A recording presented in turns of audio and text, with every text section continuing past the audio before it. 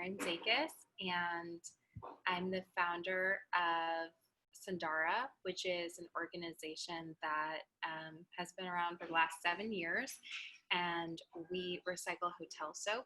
We take soap that's used once in hotels, bar and liquid soap.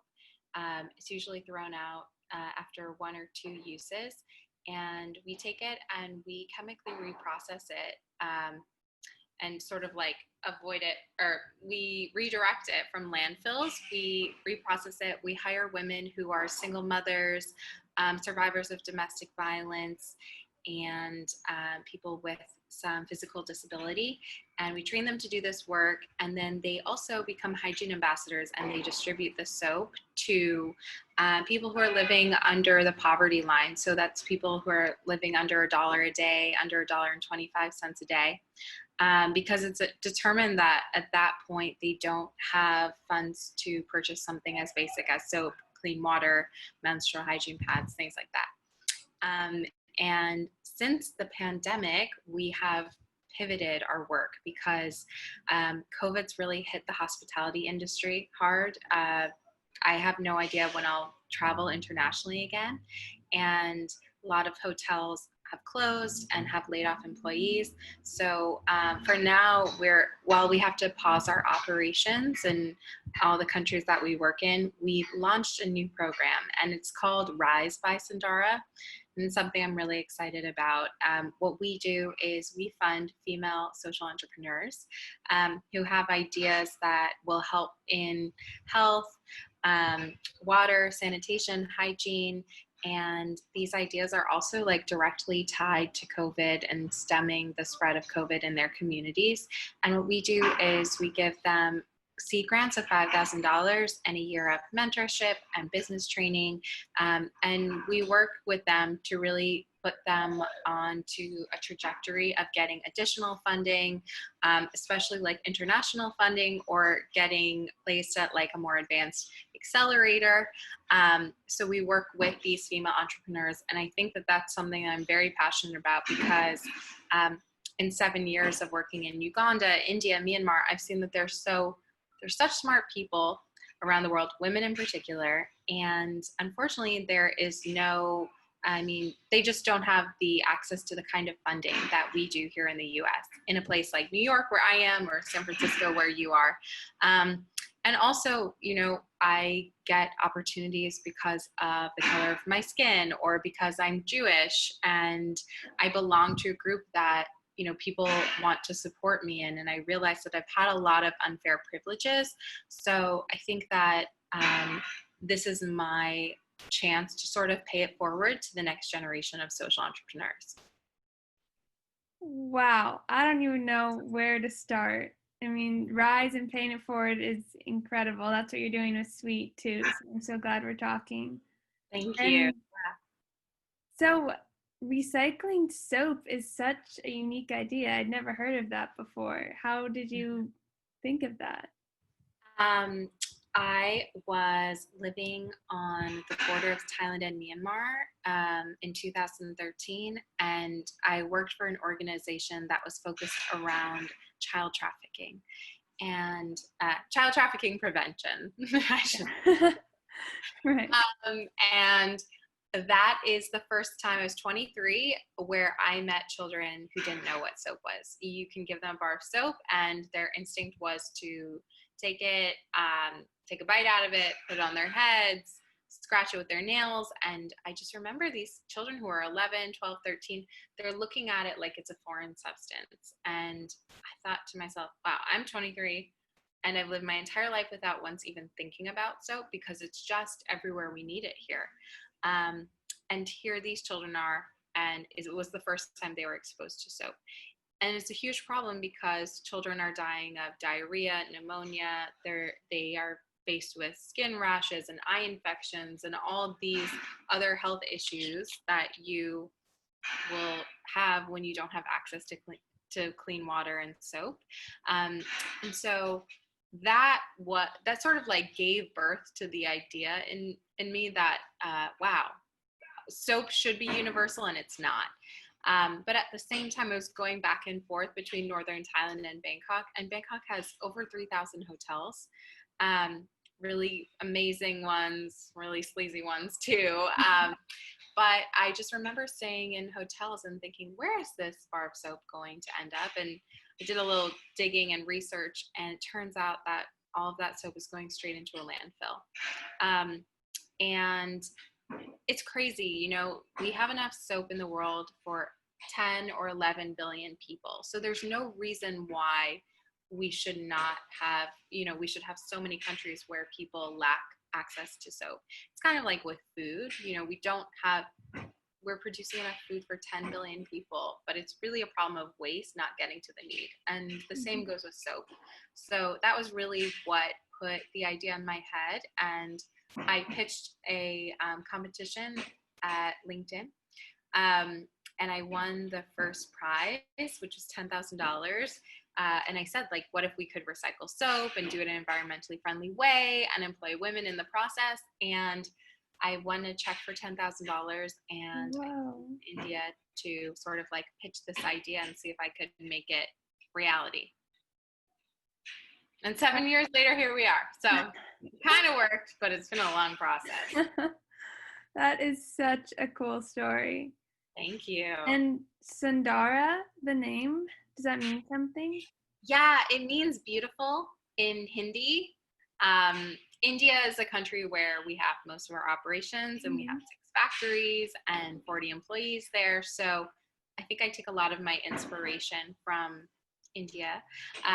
It's a country that leads the world with hygiene-related deaths and disease. But it's also a country that has really impacted me in so many ways.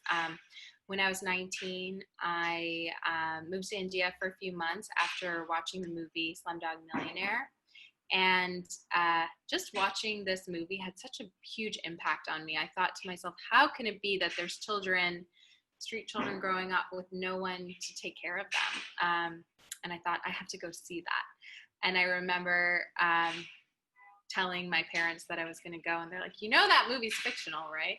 But I was like, I have to see it. And so I went to India, and I lived there for a few months with 130 girls in an orphanage in Mumbai. And a very transformative experience for me, because I realized, here I was with children who were abandoned when they were a few hours, a few days old, left in trash cans and train stations, and both parents had chosen to just abandon them only for the fact that they were girls.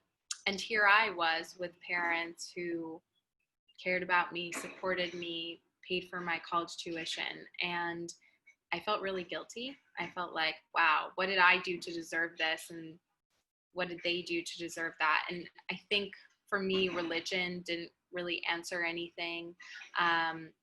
Here in the US, I think we're kind of fed this myth of meritocracy, that if you work hard, you can have success. But what if you're born into a trash can in India, right? Maybe not. And so I realized I had so much privilege and so much luck being here. And I feel like that country and that experience really lit a fire under me, that whatever I do, I have to do it for someone else, or that we're all really connected to each other.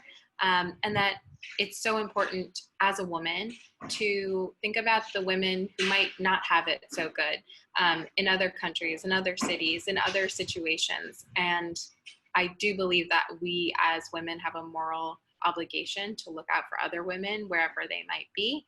And so that experience really led me down this path. And I have so much gratitude for India and my 10 years of being there because of this story and this experience. And it was just so life-changing.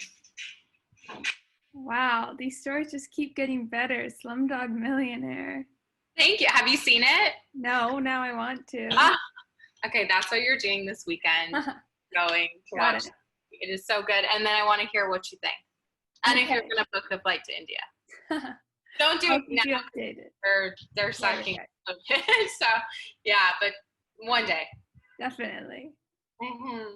So clearly those girls and the women in India were your initial inspiration. Have you had any more role models and mentors along the way? I would shy away from pushing people into this idea of like having a role model, because when I compare myself to other people, that's when I start to feel really bad about myself.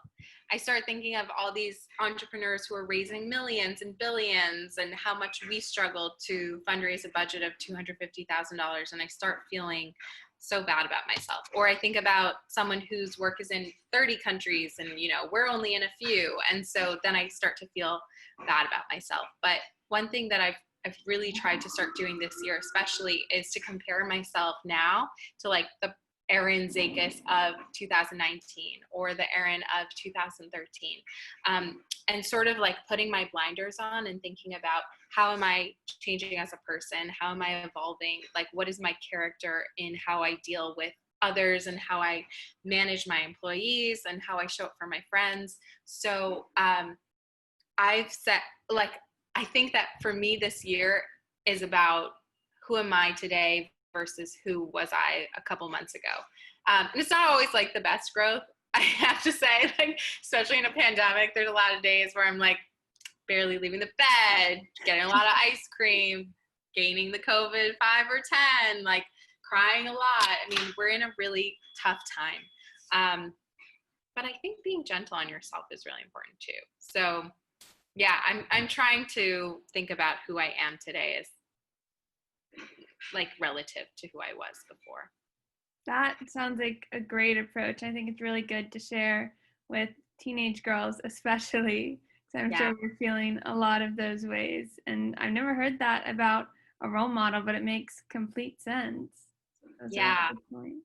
What would you tell a girl who feels like she's too young or too inexperienced to start a company? I would tell her that sometimes I feel too young and too inexperienced to start a company, and that as women, we feel impostor syndrome all the time in everything that we do.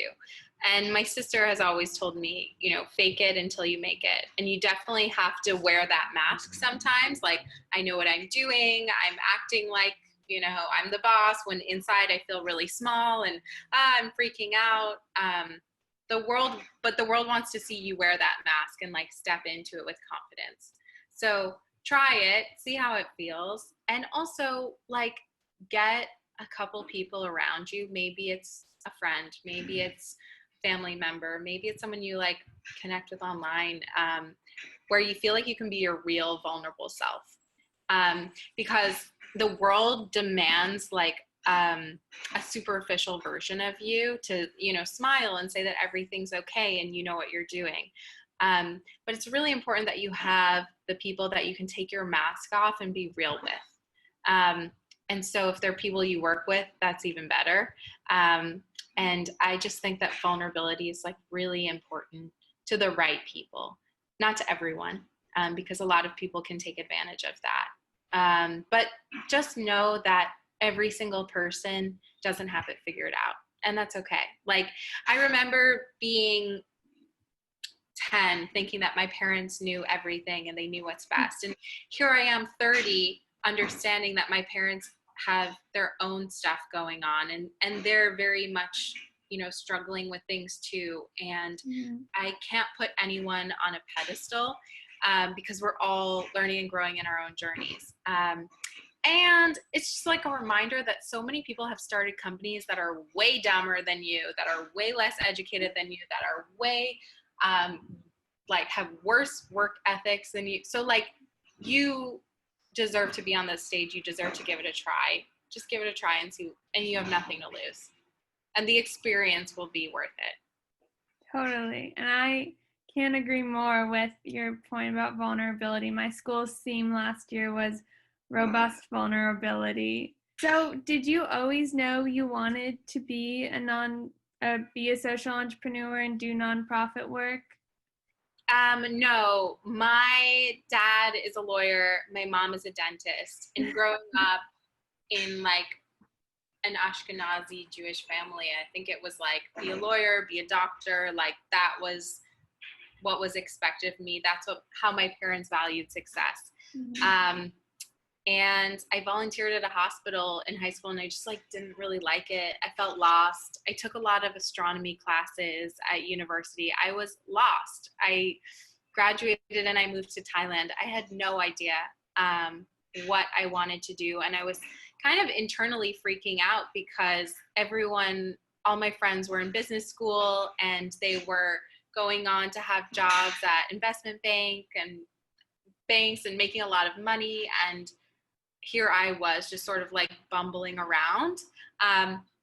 And so I didn't even know that it was an option to start a company or to start a nonprofit. No, I didn't know anyone who had done it. I didn't take any classes on it in college. So I had no idea what I wanted to do. And sometimes I still don't. And sometimes I'm like, what do I want to do after this? Or what would I do as like a second job? And that's okay to be constantly evolving. But I do love that now younger and younger people are learning about entrepreneurship in school or through their friends or through avenues like what you're creating, and that it's a real possibility. And as soon as people know it's a possibility, it really resonates with some of them. Yeah, exactly. Glad you understand. It sounds like you found your calling, at least for now, helping all these people. Thank you. So, in your opinion, what is the most important first step in starting a company or a nonprofit?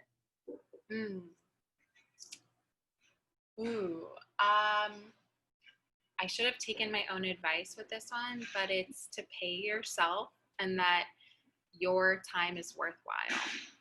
I meet so many people even today that are like, what's your real job? Or like, what do you do for money? And they sort of like assume that there's some like rich boyfriend supporting me. And it's kind of offensive. And I think a lot of female entrepreneurs and nonprofit founders get this question. And I think I made a mistake. The first 2 years of building Sundara, I didn't take a salary. And it became very hard for me to pay myself what I thought I was worth. And it's hard for me to ask money from donors about that. And I think we live in a culture where women don't often talk about money and we don't feel empowered by money. We just think that's for a man to talk about. That's for my husband.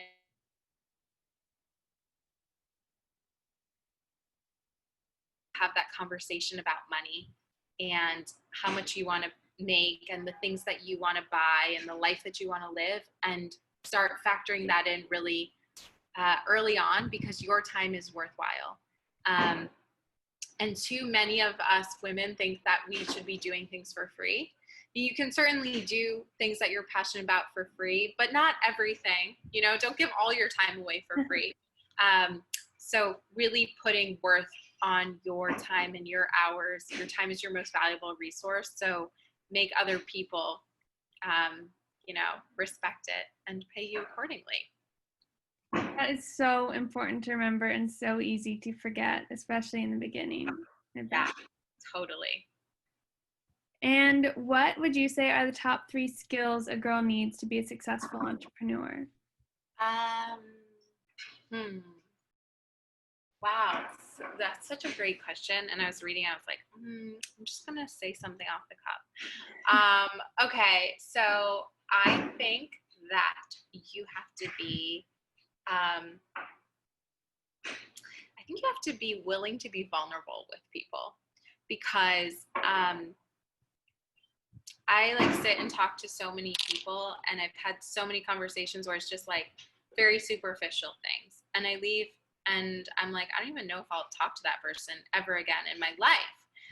But when I have a conversation that gets really deep and I talk about, my parents' divorce or my mom's cancer, or like, my engagement that I called off, or they're sharing with me the things that their children are going through, that's a much deeper conversation. And there's way more that's built upon a conversation like that when you're just seeing a person as another like human on the planet. And I think a lot of my best connections and the most money that I've raised have been from people who I've gotten to be vulnerable with. And ask for help. You have to sort of like get out of your own way, because you can't do everything. So having the ability to ask for help is so important. say that one because, I'm not super organized. I've tried, I've taken organizational classes and I've tried with a planner. It's just it's not me. But I hired an executive director who's so organized, and she runs our organization perfectly. And I realized that I can't do it all, so I can ask for help. And then the third thing is tenacity, because you will face rejection in so many ways, especially now in COVID. Not a lot of money is floating around. It's hard to fundraise. It's hard to start something new. People are tired. People are depressed. People are sick. People are worried about money. So you're going to get rejection so much. I wrote 157 emails over the weekend inviting people to a fundraiser. I think 3 people said yes. And the rejection wears on you. And it's okay to take a break and say, I can't deal with another no. But coming back to it is really important. So just having the ability to keep on keeping on is so, so important. And I think that's the difference between successful ones and unsuccessful entrepreneurs. The successful ones just keep going after the failure. They take a break and they keep going back to it. So tenacity is a big one too. Definitely. Those were all really, really good ones. Thank you. So it sounds like as an entrepreneur, I'm sure there have been ups and downs starting your nonprofit. What would you say is the most difficult or disappointing part of being an entrepreneur? I think there's 2 things. One is it's incredibly lonely. I remember pre-COVID feeling really jealous of my friends who would go into an office and have coworkers and happy hour and group bonding, and there isn't that. I've always worked from my apartment or been traveling most of the year. So there's a lot of quiet times and lonely times. When you succeed, you feel really great. And when you fail, it's all on you. You can't blame anyone else. So that's a really challenging part. I think it's also very few entrepreneurs get really wealthy.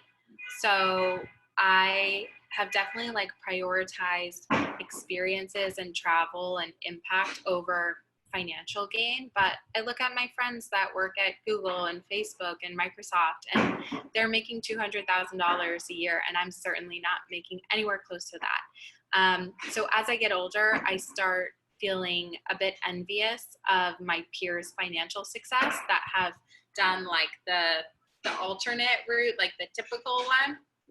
So I would say that has been really hard. The loneliness and the knowing that when you fail, you can't point to someone else and blame them for it. Mm-hmm. That's on you. It's easy for me when I've worked at other companies to be yeah, my boss sucks, or yeah, well, my coworker's terrible, or we're not organized. But when it's your thing, that's your fault. Yeah. And so you never get to escape that. Oh, and also the fact that it's always on your mind 24/7. There's never a button that you can turn on and be I'm off. But it's always floating in there somewhere. So that's exhausting. It's mentally exhausting. Those are all very relatable, I'm sure, for any girls who have started a company or anyone who's thinking about it, watching this. Definitely. Yeah. So how do you get through all those tough times or the hard parts? How do I get through these tough times? Great question. I'd love to say something like meditation, but I haven't been doing a great job this year. I have a great support network, and I'm really lucky to have that. I have a group of friends that I can call when I'm having a bad day, and they'll listen to me. I have my older sister who's just such a rock, and I cry a lot to my boyfriend, and he's super supportive, and that means a lot to me, just having that safe space. How else do I get through the tough times? Sometimes I zoom out and I realize life is not just about me and not just about my success. And if this organization is to fail or dissolve, life will still go on. People will still have jobs and people will still make impact, and maybe I'll find something else. I have a dog, and I think that it's been kind of humbling to have a dog because I'm still picking up someone's crap like 2 or 3 times a day. So no matter how big my ego gets, I realize like I have a responsibility to this little 13-pound thing, and you know, I'm never too important to do the small things. So it keeps me grounded, it keeps me humble, and realizing that I think about death a lot, actually. And I realize that at the end of the day, like, I want to just feel like I've really given something my all, and touched a few people in the process, and like given someone else the inspiration to go out there and live their dreams. So trying to keep the bigger picture in mind is like, that's been really important for me. Totally. I never thought about that with the dog. I have a little dog too. Yeah. Okay, so on that positive note, what is the most satisfying part of being an entrepreneur for you? There's something like very satisfying about taking an idea, finding the people, the money, the technology you need to make it happen, and then breathing life into it. I think it's like, I don't have a career where I'm like building a physical thing, but the people I do know who are like, you know, artists or architects, they talk about the satisfaction that you get of building something with your hands. And I feel like with an entrepreneur, it's like the satisfaction that you get of building something with your brain and your eyes and your network. So I love that creativity, and just like putting it out there and seeing how it actually will resonate with so many people. So that's been the best for me. I completely agree. Even just you describing that was exciting. Thank you. With all of the different things you do with your nonprofit, do you have a favorite part with teaching the women or spreading awareness or helping to make the actual soap? Yeah. Well, I think now actually my favorite part is for our new program, Rise. We just closed our applications, and we have over 300 applications from 54 countries, like Vanuatu, Uzbekistan, Mongolia, Yemen, places that I don't know a single person in. And I'm like so touched that they found out about our work. And so whenever I'm feeling like down or depressed, or I've read the news too much and I feel like the world is just exploding, I'll like hop onto our job form and read some of these applications, and I feel so inspired. We're funding an entrepreneur in Nigeria who is building a toilet out of plastic waste, and this toilet uses 50% less water, and the waste is converted into biofuel and given to female farmers. And this is in a country where a quarter of the population have to defecate in public. And so it's so important that, you know, and this person's a doctor, has a master's in public health, and $5,000 actually is really going to help this entrepreneur like take their innovation to the next level. And so I love, my favorite part now that I'm stuck at home in New York is just reading the ideas of these visionaries and feeling excited about bringing some of them to life. There's so much brilliance out there, and just knowing that I can bring a few opportunities in terms of money and you know, connections to these people that I've never met before, that really makes me excited. That is incredible. That toilet needs to be all over the world. Thank you. I think so too. We're working on it. Yeah. Well, with your fundraising experience, can you give a few beginner tips to the girls when they're first looking to raise money for a company? Yeah, of course. First of all, I would say like start with the people you know, start with the people closest to you, and make a pitch deck or make a presentation and send it to people and get some feedback. I find that often I'll ask for money and I get feedback, or I'll ask for feedback and I'll actually get money. So don't be afraid to ask for non-financial help, because sometimes in fundraising, you need like 7 to 13 touch points with someone before they open their wallet and give you money. So just remember that it's a long process, and just keeping people engaged in your work is really important. I'd also say that like a no is not a no forever. It's just a no at that moment or at that day. So if someone says no, you can ask them like, do you know anyone else that might be interested? Or can you give me some advice about what else I could do? Or yeah, like, is there anything coming up that you think that I should be a part of? So just making the no a learning opportunity is really helpful, and will help you handle the rejection a little bit better. And I would say that, fundraising is a process, and don't expect the money to come right away. But eventually it will come there. I could have never dreamed 7 years ago that we would be employing 40 people right now. And that's such a beautiful thing to acknowledge. And so, but I do remember what it was like when I couldn't pay myself and we only had $2,000 in the bank account. So just know that this takes time, like everything, to build something great. It's probably extra hard to fundraise right now in the midst of a pandemic when a lot of people are losing their jobs, but getting the feelers out, talking to people is so important right now. And just know that the money will come. It's kind of like a marathon, and it happens, and just be a little patient. I had no idea about the 7 to 13 touch points. That's really good to know. Yeah, it takes a long time. Wow.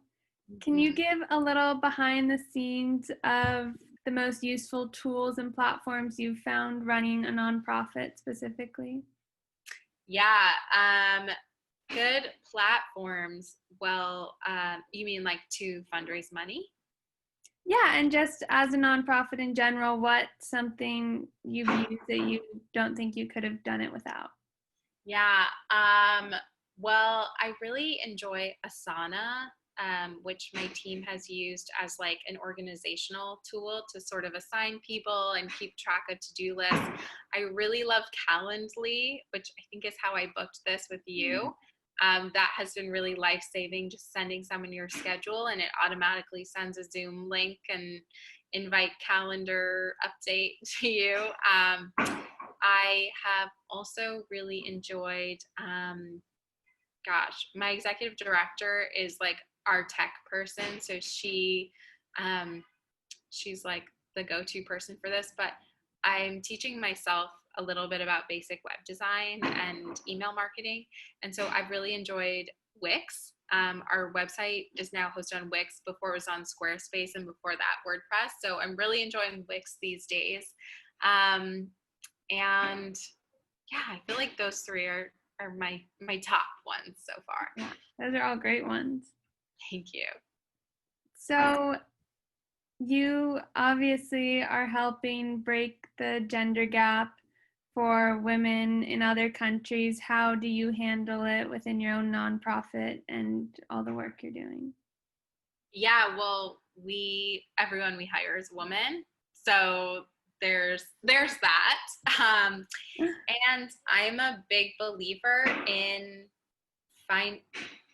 my job is to support females in every capacity. And with our work, of course, we're supporting female entrepreneurs, but we have to make sure that we have a very women-friendly workplace as well. So I like to encourage professional development and giving our employees money to do that, or talking with them and seeing what are your goals to grow in this position and in this organization, and how can I help facilitate that.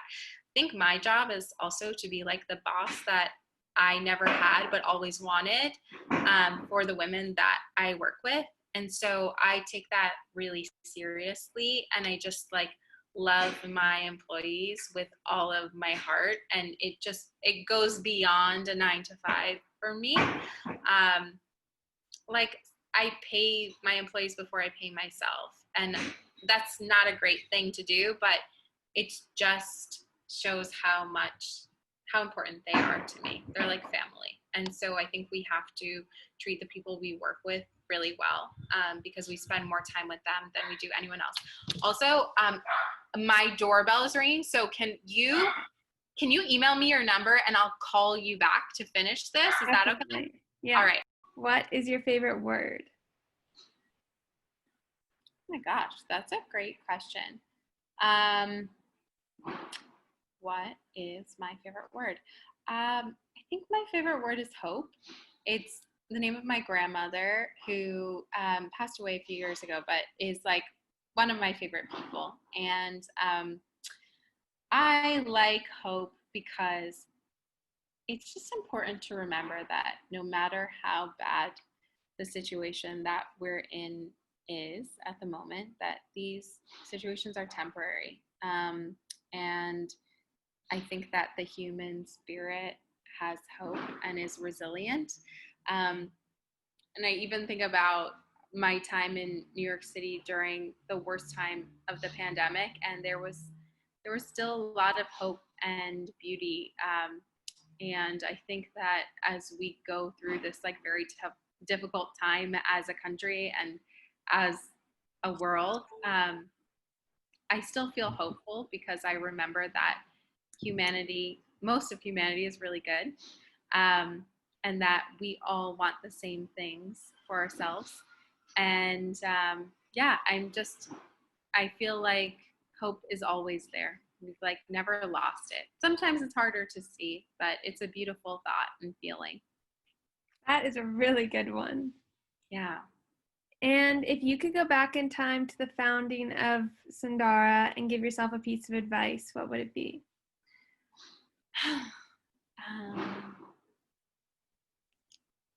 I would say that, like, you are enough. I think my whole life I've struggled with validation.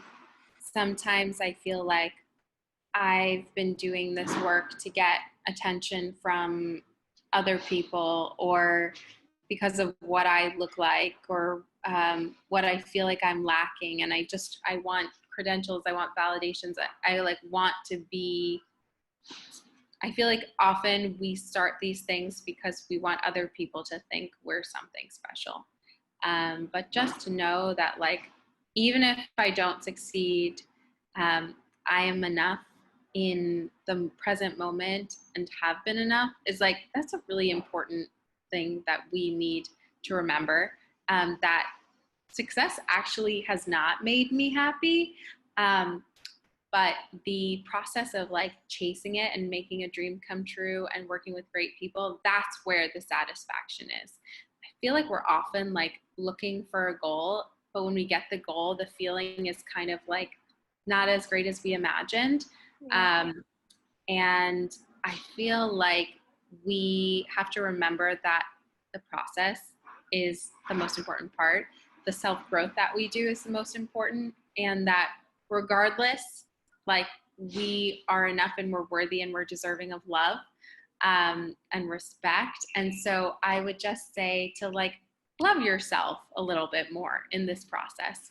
And yeah, and I think that's important to remember for all of the girls out there. I think a lot of times in my childhood, I felt like I didn't belong. I didn't go to my prom. I barely had a place to sit at lunch. And I have a lot of like, when I think back to how hard it was to be in high school or to be a young girl and feel confused about the world, like I can relate and I can remember what that's like.